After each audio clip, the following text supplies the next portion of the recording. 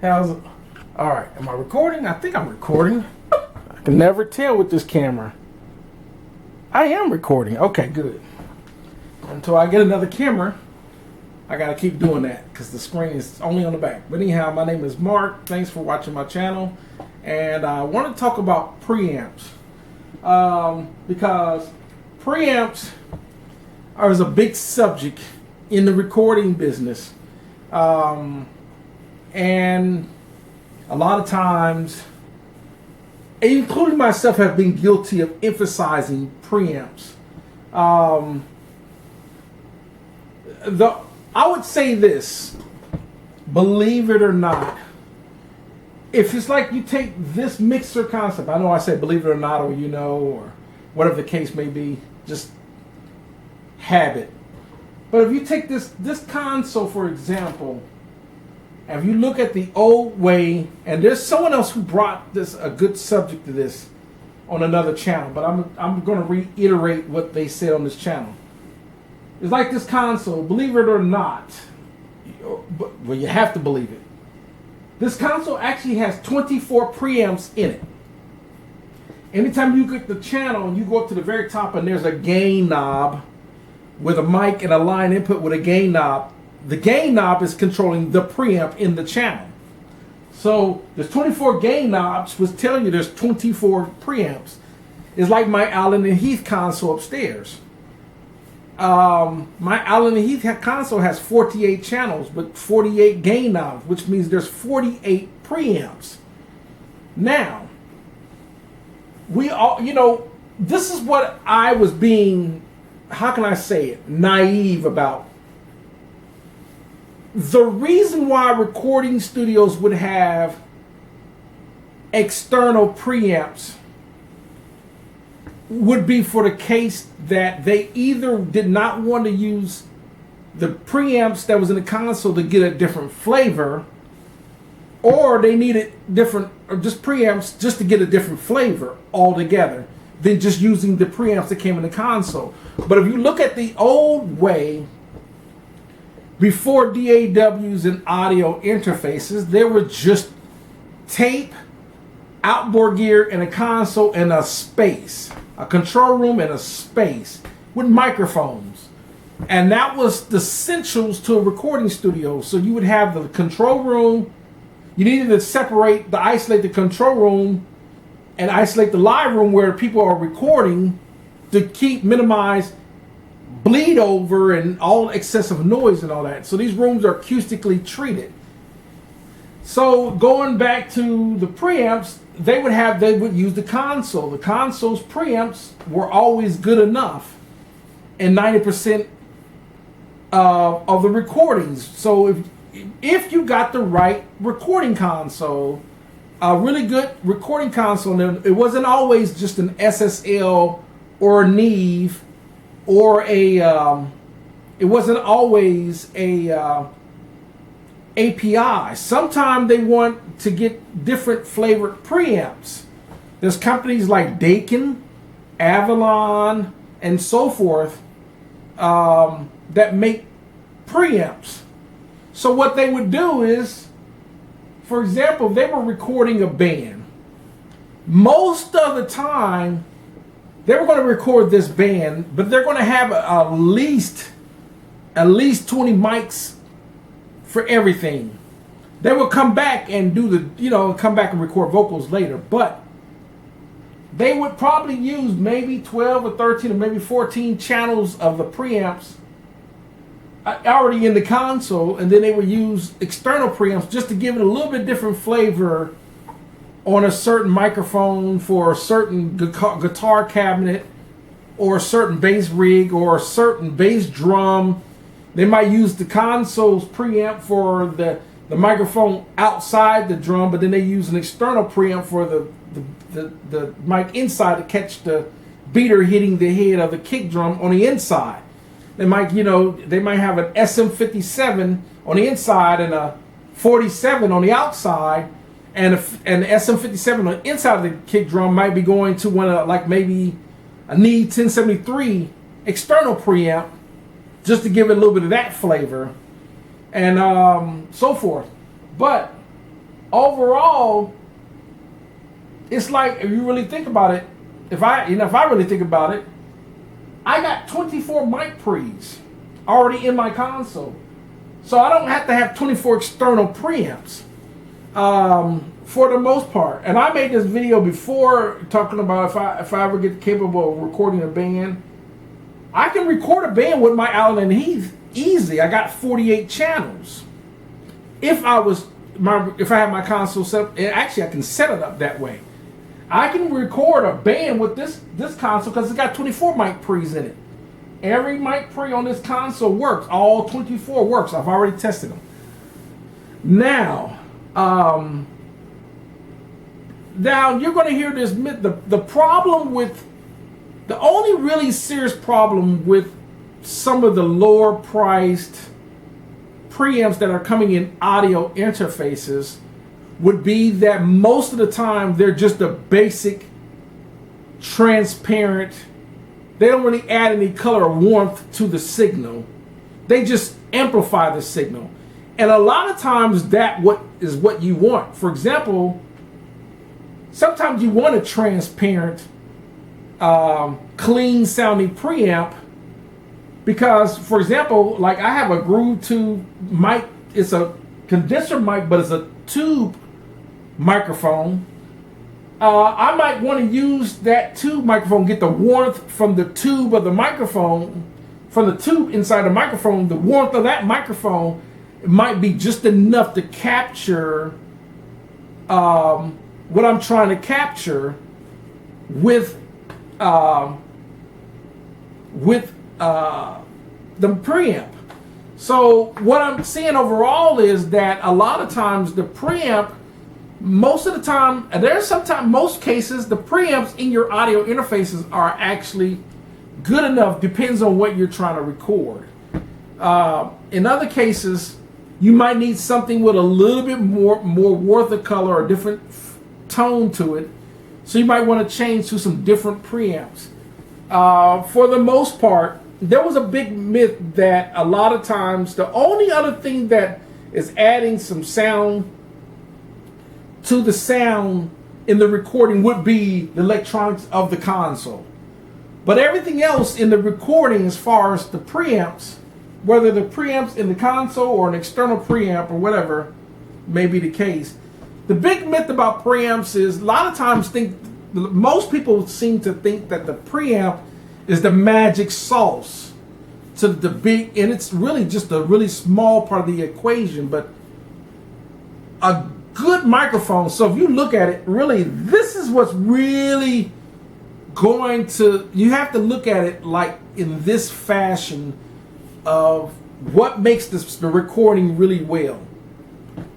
There's always been the saying about how did Al Smith, when he worked at Capitol when he was alive, get great sound recording in Capitol Studios. Well, the biggest secret was this, that he had the room, the acoustics of the room they were recording in to record big bands and orchestras was ultimately 50% of the sound.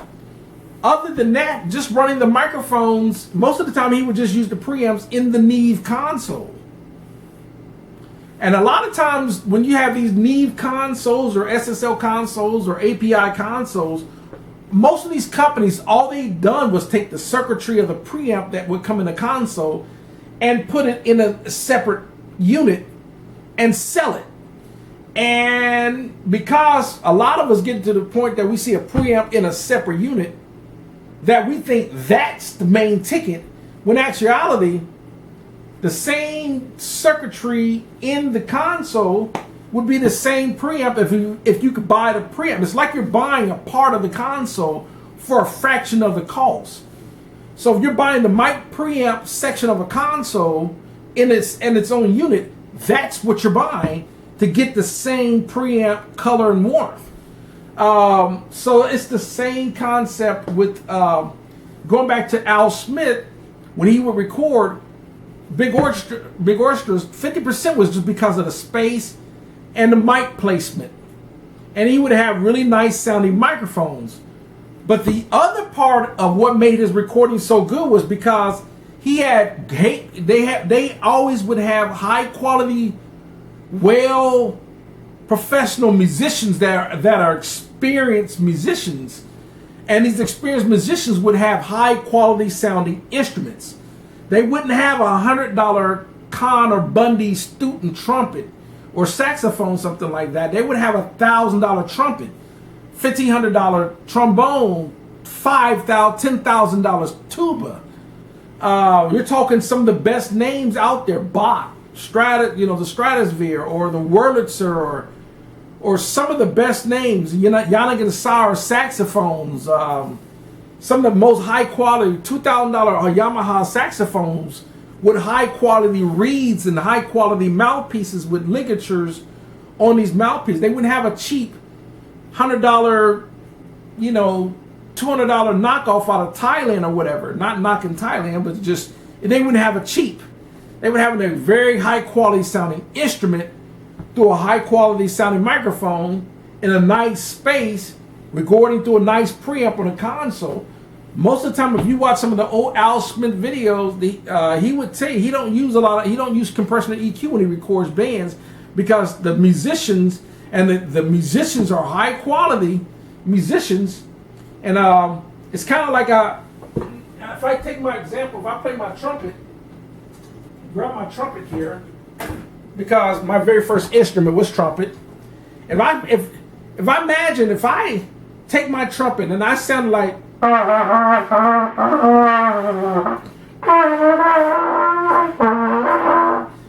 not going to want to record that. And that's what is going to come out on the recording. But if I sit there and so if I get a better quality tone, just the way me as a musician playing it,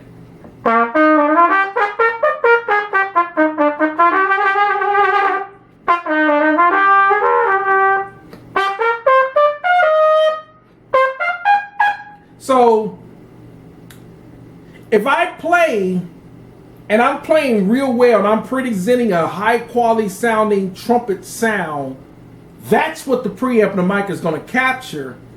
That's what's going to get on the recording. So going back to the preamp, if I take my microphone and the way I place my microphone and the way I capture to the preamp, that's what's going to get on the recording. It's the same thing that's going to capture in your DAW using your audio interface. A good recording is going to sound better with better sounding instruments, better sounding vocals. The source is probably the number one thing that we're trying to capture, is the source. The rapper, the singer, the musician, the high quality of the instruments they're using. That's what the recording is going to capture. Then the microphone. But they always say, believe it or not, one of the most important things to capture in your room first is acoustics. Acoustics. Meaning you want to get the right panels. You want to get the bass traps. You want to reduce room modes and standing waves, and you want to get the acoustics proper. Second would be speaker placement. The speed spot, your triangling of your speakers, getting that, your monitoring proper. Then the third thing would be, what interface with what converters are going to capture the sound. And even if you don't have really great mic preamps, you can actually get one or two great external mic preamps, like the Focusrite ISA1 or the Warm Audio Tone Beast, or or something to that effect, a Heritage Audio or Vintech 73 or something like that mic pre. I would say out of all the outboard gear that you would need in your studio, I would say if you're going to have your setup for your studio, let me put my trumpet back up.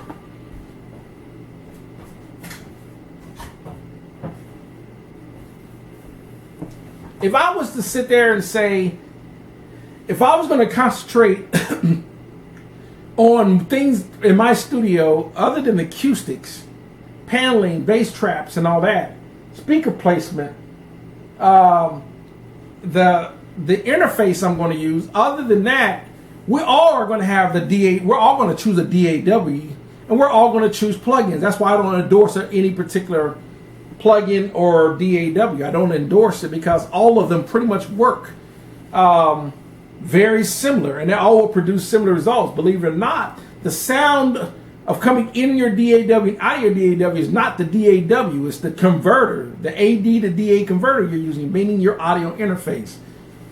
That's what's the key element to the sound that your studio is making, other than the acoustics and the speakers. Other than that, even in a mixer, if you're only doing 1 or 2, and you really have no plans of recording any type of multi-tracking with bands or anything like that, you really probably don't even need a mixer. And you most likely you do not need an interface with a lot of inputs and outputs if you're only doing 1 or 2 tracks at a time. But if you know that you're going to start multi-tracking, you're going to need the inputs. That's the only reason why most studios have large, big consoles with lots of channels, because they need that many to record.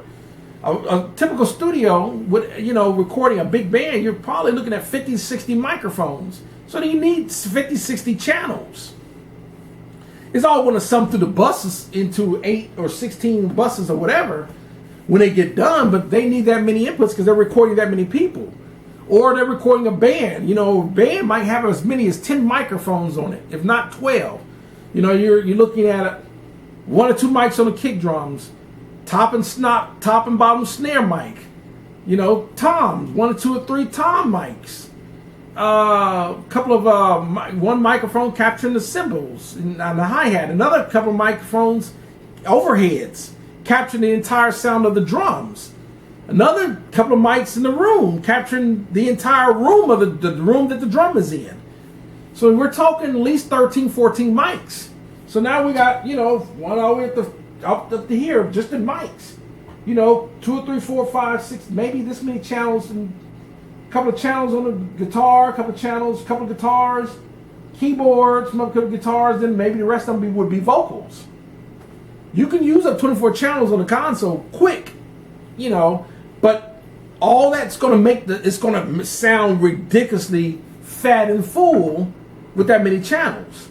It's not ridiculous, but it's going to sound big. So to sum up the video on preamps, I would not, yes, naturally, I would not, and I was making this mistake too.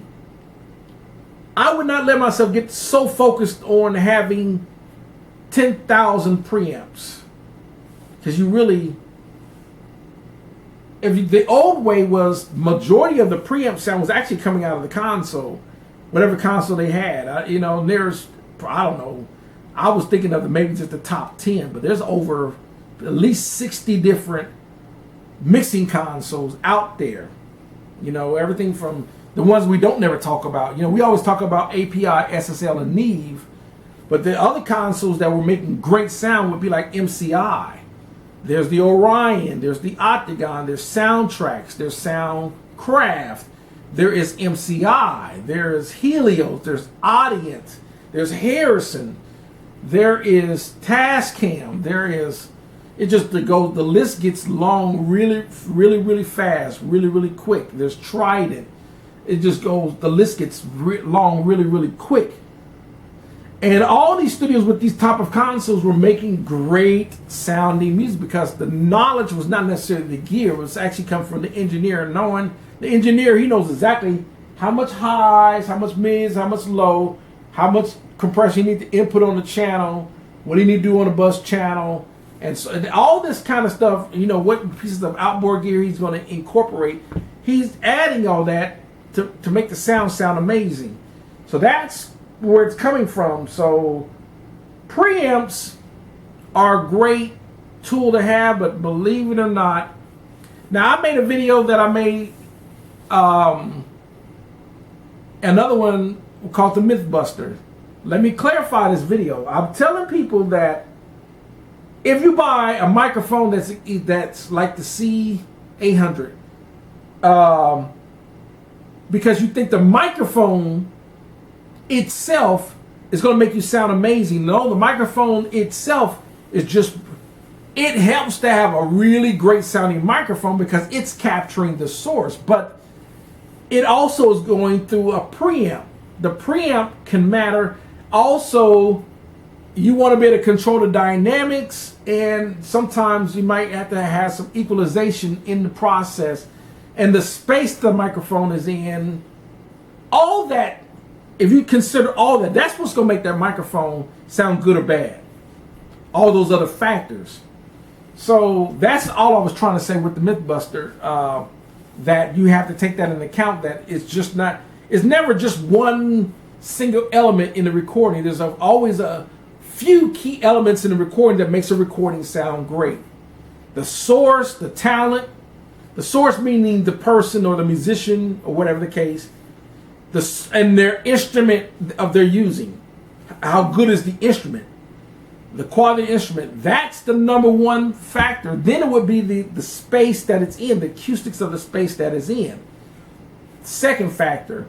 Then the microphone that's capturing it, then going through the preamp and some of the processing gear like compressors and so forth into the console, then into the converters, then into the software.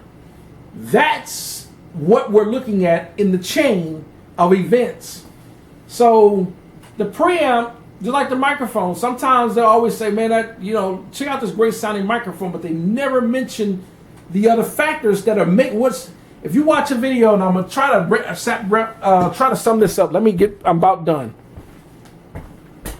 If someone is always talking about a microphone, I want to ask them, man, I got this great microphone, makes this amazing sound capturing vocals and guitars and all that, and it's $99, whatever. You always have to ask yourself, okay, that microphone that you're recording this person with, what else are you using? What preamps? What AD to DA converter that you got? And so forth. You got to ask those questions. Is it running through some sort of compressor to control dynamics, peaks, and stuff like that? You have to ask those questions when they're featuring a piece of gear.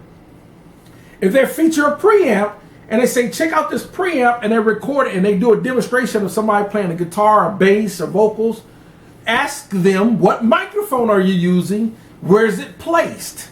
What room are you in? What interface are you using? And so forth.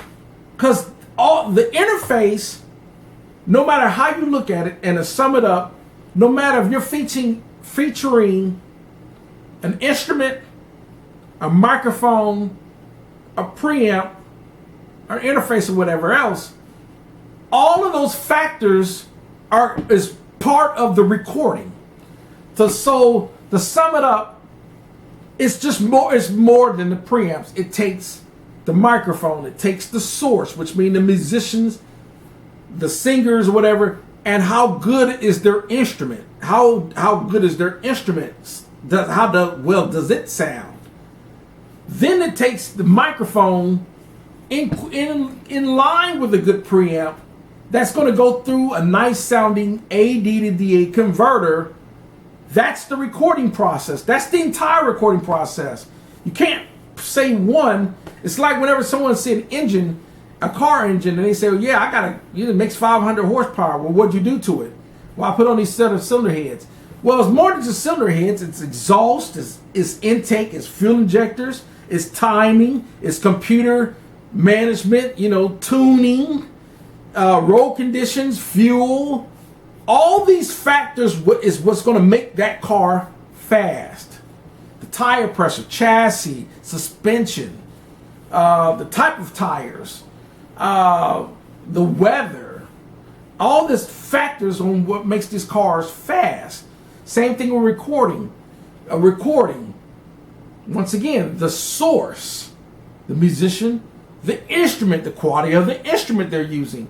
If you're playing guitar, it's more than just the guitar. It's the pickups, it's the strings on the guitar, the diameter, the thickness of the strings, and the whatever case, or if it's an acoustic instrument, the placement of the microphone, whatever fret, how many inches the microphone in diameter. It's like me talking here compared to when I get up on the microphone. It sounds totally different when I'm close to the camera. The microphones, I sound thicker and warmer. But as I get back, the microphone is also picking up the room. That's why it sounds like it sounds when I'm doing these videos. The microphone is also picking up the ambience of the room. That makes a difference. But the microphone, the preamp, and that is going to go through and then into the source, whether it's going to go through into a console or it's going to go through the interface, then into the DAW. That's what you're hearing. So other than that, that's going to do it for videos on preamps. Thanks for watching. Don't let preamps, even though preamps are great, because I love preamps, but we have to think about the entire thing, when we're talking about gear. Thanks for watching. Have a great one.